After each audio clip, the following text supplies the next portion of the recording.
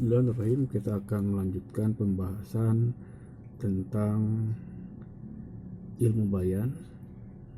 Tepatnya kita membahas tentang majaz ya. Nah, ini adalah pembahasan lanjutan dari video sebelumnya. Mana pada video sebelumnya saya sudah membahas tentang ini, tentang wa ila makniyah, tentang isyarah makniyah. Ini sudah saya bahas. Nah, sekarang kita menginjak lanjutannya ini. Nah, seperti biasa yang buku saya gunakan ini adalah Safinatul Bulagha ya. Safinatul Bulagha. Nah, ini tepatnya pada halaman 83. Baik, kita baca. Watan qasimu bi'tibari lafzil musta'ari. Dan tanqasimu terbagi, maksudnya isyarah ya. Dan isyarah itu terbagi bi'tibari dari segi lafzil lafad, musta'ari musta'ar. Musta'ar artinya yang dipinjam. Jadi pembagian isyarah dari segi lafad yang dipinjamnya. Dengan kata lain, isyarah terbagi, pembagian isyarah ditinjau dari segi lafad majaznya. Di lafad musta'ar sama dengan pengertian dengan lafad majaz. Ila ke asliyatin, asliyah. Jadi pembagian ke satu adalah isti'arah dari segi lafad musta'ar atau lafad majaz terbagi kepada ila asliyah, isti'arah asliyah. Wahia yaitu makana fihal musta'aru, keadaan fiha pada isti'arah tersebut, al-musta'aru lafad pinjamannya, isman jamidan, isim jamid. Artinya isti'arah asliyah adalah isti'arah yang lafad musta'arnya berupa isim jamid. Atau dengan kata lain, isti'arah asliyah adalah isti'arah yang lafad majaznya berupa isim jamid. Nah, sekarang apa yang dimaksud dengan isim jamid? Nah, isim jamid adalah isim yang tidak mempunyai bentuk fi'il. Artinya isim yang tidak ada bentuk fi'ilnya. Kasti'aroti asadi, kasti'arotil asadi lirrojuli. Seperti isti'arah asad kepada rojul. Seperti meminjamkan lafad asad kepada rojul. Isti'arah secara arti bahasa adalah pinjaman. Jadi seperti pinjaman, meminjamkan lafad asad kepada rojul. Fi dalam contoh nahwu binahwi, pada contoh ra'aitu asadan yukhatibun nas. Saya melihat singa yang berkhutbah kepada orang-orang. Nah, baik. Nah, nanti sebelum saya jelaskan kita lengkapnya kita jelaskan satu persatu ya. Baik, kita jelaskan dulu daripada ra'aitu asadan yukhatibun nas. Baik. Nah, akan saya jelaskan, saya jabarkan penjelasannya agar lebih bisa mudah dipahami ya. Bentar. Jadi contohnya adalah ra'aitu asadan yukhatibun nas. Saya salin dulu contohnya. Ra'aitu artinya saya melihat. Dan asadan seekor singa. Asadan seekor singa. Yukhatibun nas yang sedang berkhutbah. Kenapa saya artikan sedang berkhutbah? Karena yukhatibu adalah bentuk fi'il mudhari. Ya. Yukhatibun nas.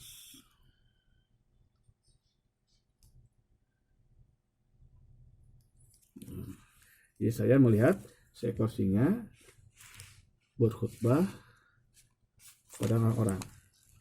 Nah, sekarang kita jabarkan dulu penjelasan daripada isti'arah ini ya. Nah, sekarang kita cari dulu mana lafad majaznya. Saya melihat singa.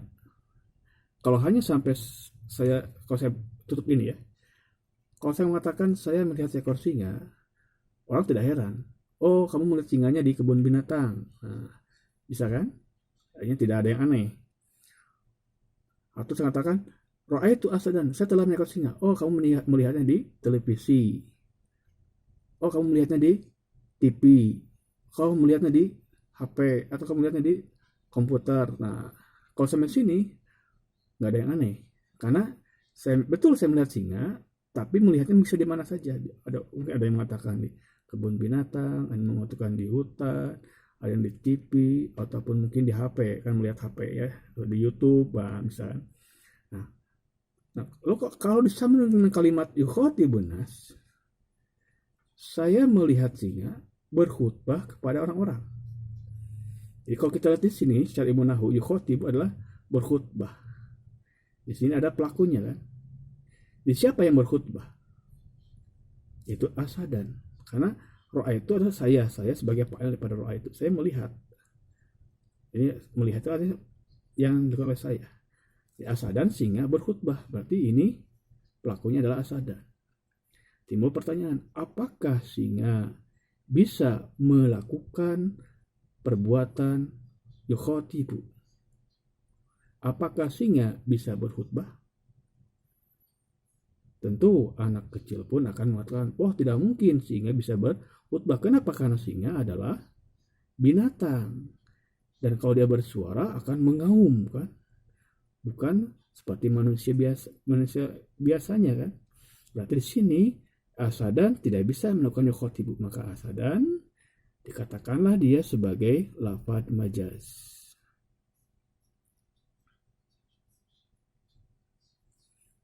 Kita tahu asadan lafadz majaz dari kalimat yukhotibu, maka yukhotibu kita katakan dia sebagai qarinah. Qarinah itu artinya yang menyertai bahwa asadan itu bukan maksud aslinya. Ya, kenapa? Karena asadan tidak bisa yukhotibu, berarti dia lafadz majaz. Nah, lafadz majaz nama lainnya adalah lafadz musta'ar.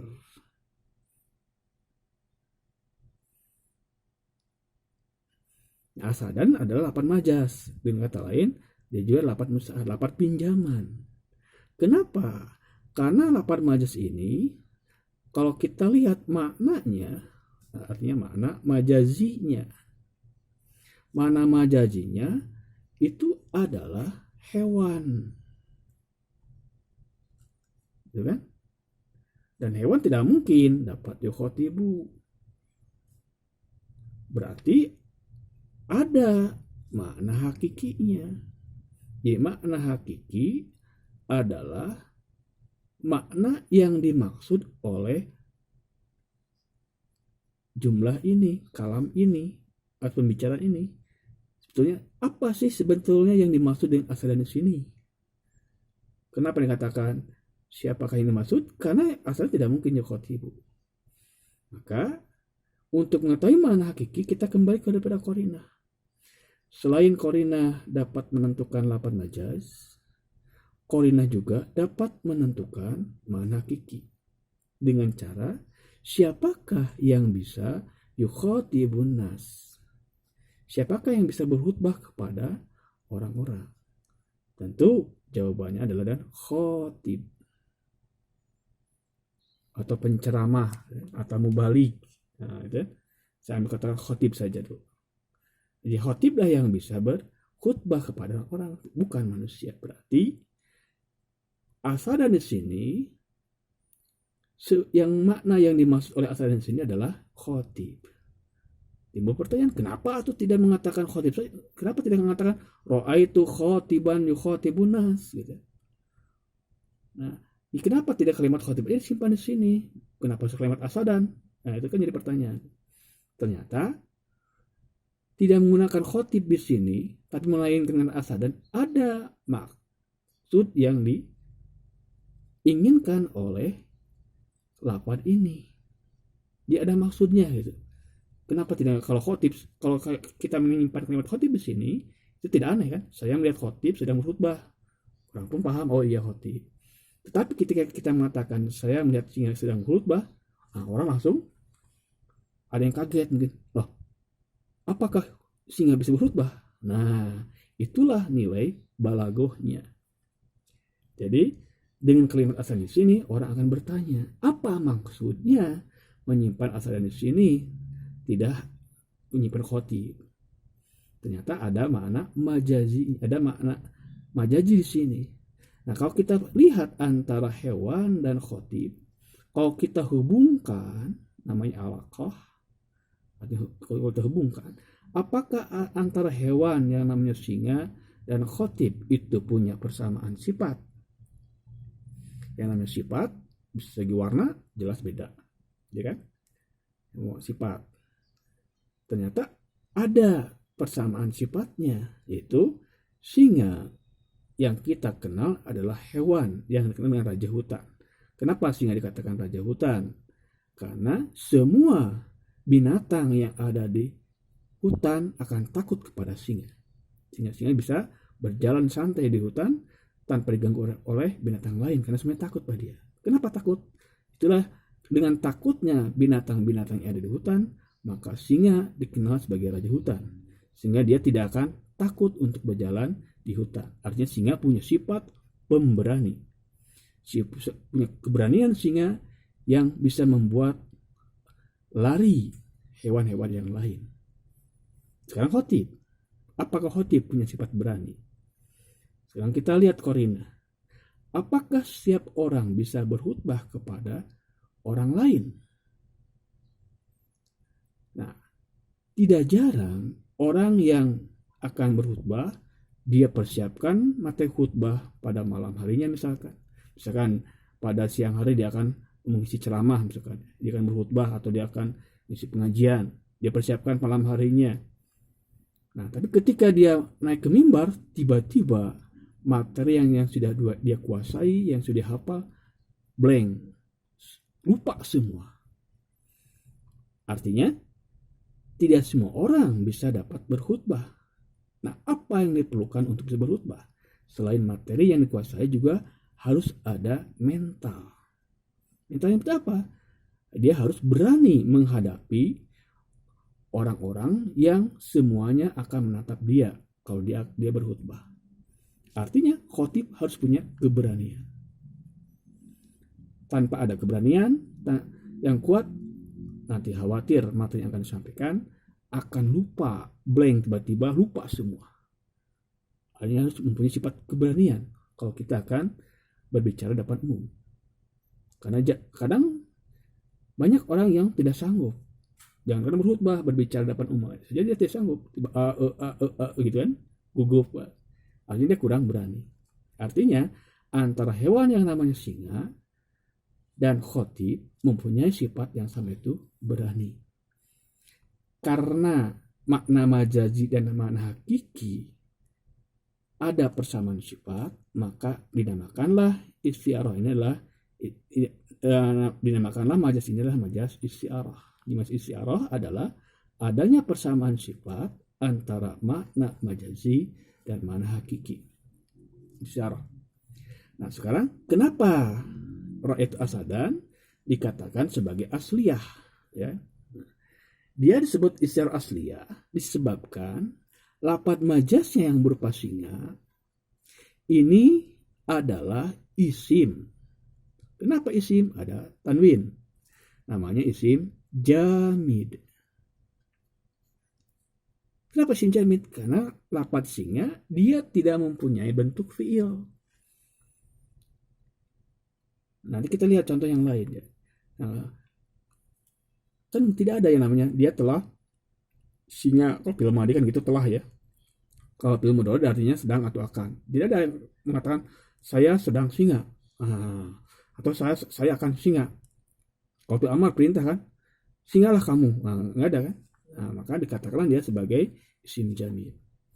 Jadi maka kalau lafadz majaznya berupa isim jamid, maka dikatakanlah dia adalah istiarah asliyah. Jadi nanti akan kita bahas bahwa satu istiarah itu bisa mempunyai beberapa nama. Baik, kita akan melanjutkan pembahasan yang berikutnya. Nah, ini itu yang pertama ya. ila asliyah. Isyarah asliyah. Yang kedua, wa ila tabaiyatin, kepada isyarah tabaiyah. Apa itu tabaiyah? Wahia yaitu maka napihal musta'aru harfan au fi'lan au isman mustaqan. Isyarah tabaiyah adalah maka napihal musta'aru, yang keadaan pada isyarah tersebut, pihak padanya, artinya pada isyarah tersebut, al musta'aru, lapat musta'arnya atau lapat pinjamannya, atau diartikan lapat majasnya, harfan berupa huruf.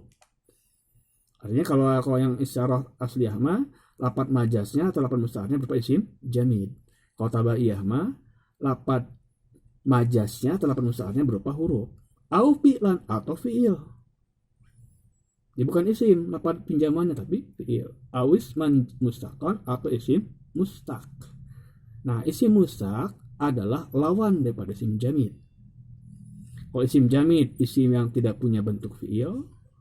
Kalau isim mustaq kebalikan, isim ini mempunyai bentuk fi'ilnya, mempunyai bentuk kata kerjanya.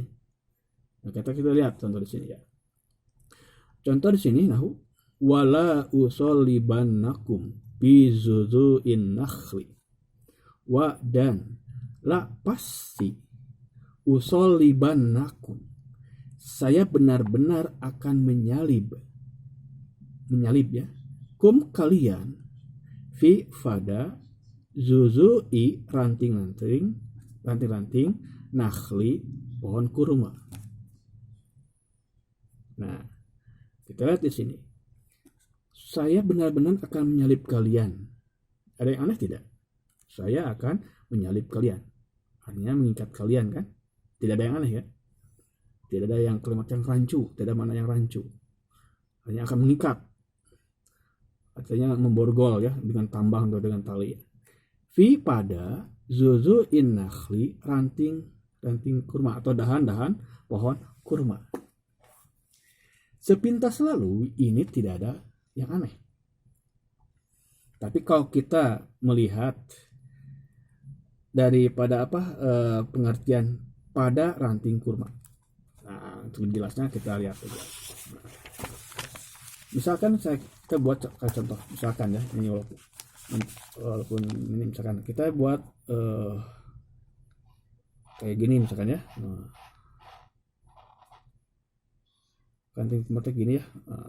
Kurang lebih beginilah. Ini namanya zuzu'i. Ini adalah zuzu'i. Maaf, tulisan gambarnya jelek. Ini kan kurma sekolah di sini ya, kurma itu kan. Nah, saya akan menyalip kalian pada ranting-ranting kurma. Ini pertanyaannya, apakah menyalipnya pada semua ranting kurma? Gitu kan? Jadi kalimat bizudu'i isitu, bizudu'in nakhli itu, nakhli ya, maaf. Oh ya betul. Zudu'in nakhli itu. Apakah pi ini mengandung arti kan di semua ranting kan? Pada ranting. Contoh yang mudah, saya buat contoh lagi. Misalkan kalau kita pakai bahasa Indonesia, di dinding. Misalkan kita buat sebuah ini sebuah dinding ya. Misalkan ini ada apa? Jendela. Misalkan saya akan menempel poster di dinding. Apakah poster ini akan disimpan di semua dinding? Gitu kan?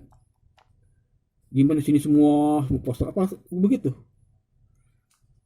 Atau misalkan figura, saya akan menempel figura di dinding. Apakah menyimpan figurnya di semua dinding ini? Itu kan mati.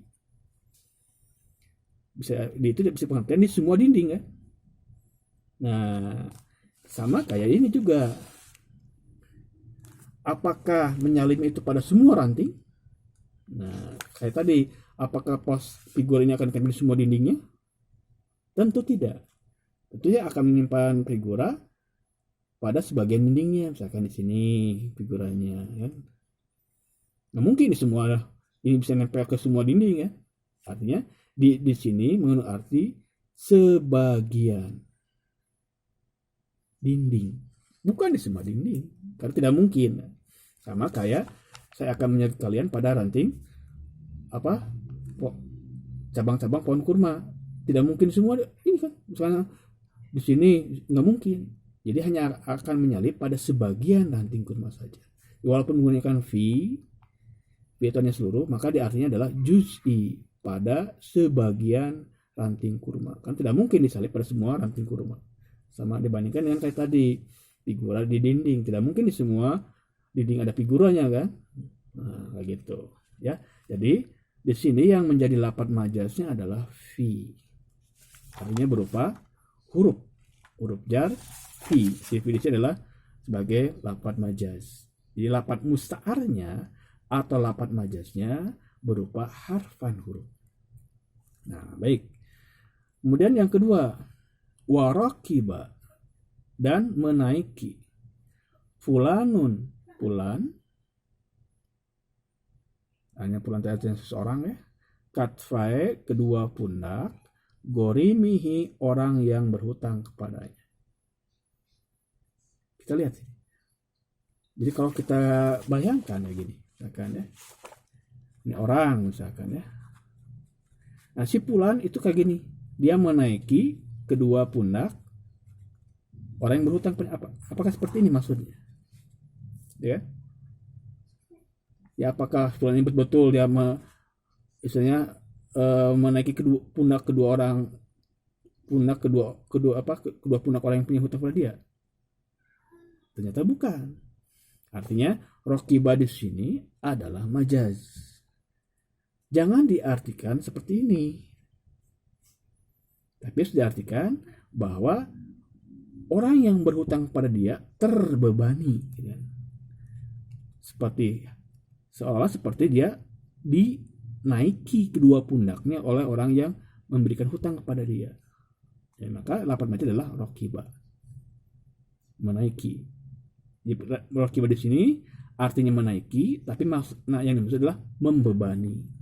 Membuat capek atau lelah ataupun bagaimana beban, terasa beban yang hebat. Itu rokiba adalah lafadz majaznya adalah rokiba. Nah, yang terakhir, kakaulihi, seperti ucapannya ini seorang penyair ya. Walain, dan jika natokta, Anda menuturkan, Anda mengucapkan, bisukri, akan rasa syukur, birrika, kebaikan yang ada padamu, pada Anda, mufasohan, dengan ucapan yang fasih.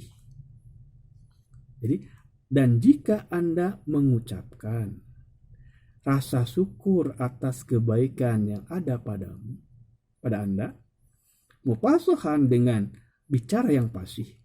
Misalkan alhamdulillahirabbil alamin, alhamdulillah wa syukurillah gitu. Itu aja lafadz yang pasti yang yang memuat tentang rasa syukur akan segala kebaikan yang telah kita dapatkan. Nah, falisanu hali, maka lisanul hal itu kalau kita dalam kamus artinya itu ada dengan cara lisanul hal itu artinya gini, artinya apa? Dengan perilaku. Lisanul hal artinya dengan perilakuku, artinya dengan tindakanku. Itu lisanul hali. Dengan tingkah lakuku, bisikayati, dengan penuh pengharapan, antoku, itu lebih dari menuturkan rasa terima kasih. Di sini yang menjadi lafadz majaz antoku. Artinya dengan akhlak ya, akhlak yang baik. Misalnya kita berterima kasih kepada Allah atas karunia-Nya, lalu kita dengan beribadah, itu akan lebih antoku, lebih menuturkan rasa terima kasih kita daripada hanya sekedar secara mufasohan. Jadi ini adalah antoku. Lebih menunjukkan rasa terima kasihnya gitu, antoku itu. Jadi antoku itu lafaz majaznya adalah berupa isim mustaq, karena ini antoku ini adalah isim tabdil. Antoku itu isim tabdil yang punya bentuk fiil, namanya natoko. Nah ini natoko, natokta ya, natoko. Karena antoku adalah isim yang punya bentuk fiil, maka antoku disebutlah dia isim mustaq. Nah itu isim mustaq ya. Karena lafaz majaznya antoku isim mustaq, maka dikatakan dia sebagai istiarah tabaiyah. Itulah kenapa dikatakan istiarah tabaiyah. Nah jadi gini kalau lagi ya. Kalau natokta artinya berbicara. Apabila Anda berbicara dengan fasih akan rasa syukur akan kebaikan padamu, maka dengan tingkah lakuku itu lebih berbicara. Ini pertanyaan, apakah tingkah laku dapat berbicara? Jawabannya tentu tidak. Berarti antoku di sini adalah lafaz majaz, karena tidak bisa lebih bicara gitu kan. Nah, ini tidak lebih antoku daripada cara mufasahan kayak tadi. Nah, demikian tentang istiarah tabaiyah. Istiarah tabaiyah adalah istiarah yang lafaz musta'arnya bisa berupa huruf, bisa berupa fiil, atau isim mustaq. Demikian, semoga dapat dipahami. Bila ada yang kurang jelas, silakan memberikan pertanyaannya dengan memberikan komentar di bawah video ini. Demikian, semoga dapat dipahami ya. Assalamualaikum warahmatullahi wabarakatuh.